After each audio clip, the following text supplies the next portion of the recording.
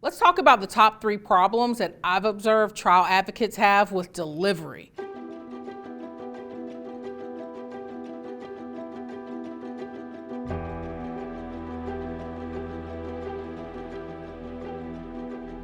The first is excessive upward inflections.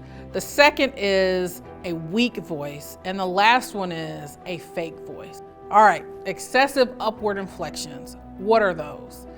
Think about Clueless. Think about Legally Blonde. I'll hear students say, "Your Honor," or "Objection."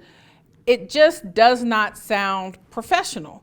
And it is the thing that separates the young professionals from folks who are viewed as more mature lawyers. How do you fix it?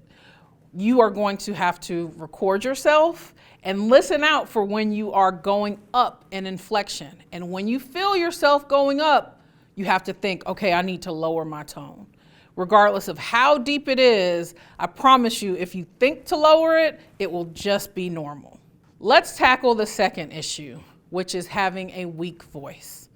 And when I say having a weak voice, students often get this confused with having a soft voice or not being loud. I am clearly a naturally loud speaker, but just being loud does not mean your voice is powerful. The power comes from the amount of air that gets under your voice when you're speaking. And that air comes from pushing from your diaphragm versus just speaking from the air in your throat, because that often will run out a lot faster.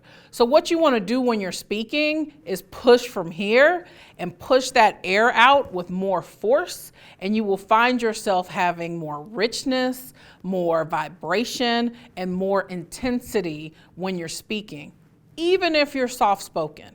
Soft-spoken advocates can sometimes be the most suspenseful, the most intense. It doesn't matter about the volume. What matters is about the intensity. The final issue we want to tackle, which was my biggest problem, is having a fake voice.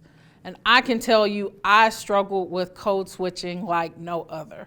And for me, it was my receptionist voice. And I was a receptionist in undergraduate.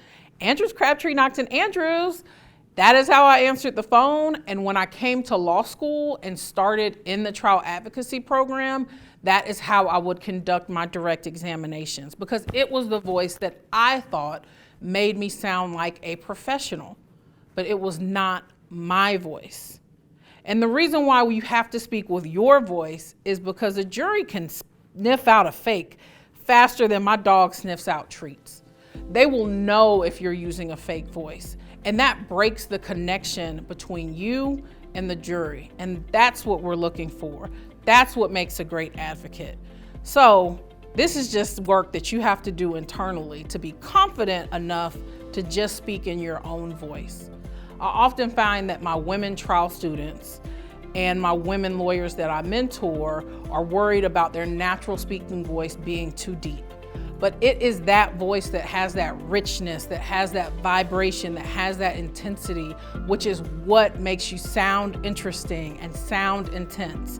I promise you, if you speak with your natural speaking voice and present yourself authentically to a jury, you'll have much better results.